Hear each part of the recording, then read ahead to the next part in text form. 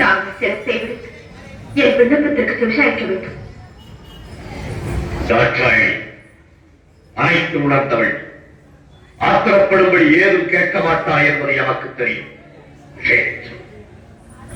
பிள்ளைகள் வளர்ந்து ஆளாகிவிட்டால் பெற்றோர்களுக்கு கட்டுப்பட்டவன் தான். ஆண் பிள்ளையாக இருந்தால் அந்திய கால வரை பெற்றோருக்கு கட்டுப்பட்டவன்.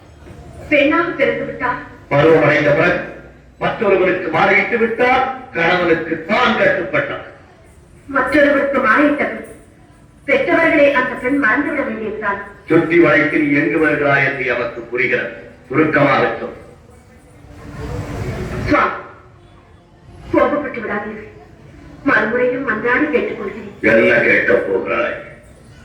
என் தந்தை கஷ்டம் நடத்தும் யாகத்திற்கு சென்று வர வேண்டும் என்று மனதில் தோன்றுகிறது. உத்தரவு கொடுப்பீர்களா?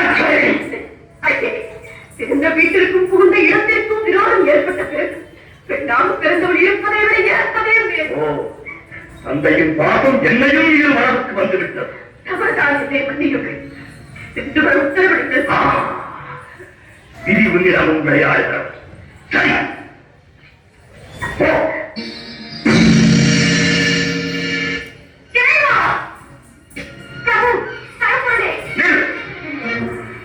எங்கு வந்தாய்? எனக்காக வந்தாய்? எந்த முகத்தோடு என்னை பார்க்க வந்தாய்?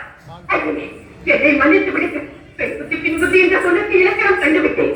பாசத்திற்காக சென்ற பலனை அனுபவித்து விட்டேன். போதும் நான் பட்டு அனைத்து மருந்து அடியாரை ஏற்றுக்கொள். என்னோடு சேர்ந்து வாழும்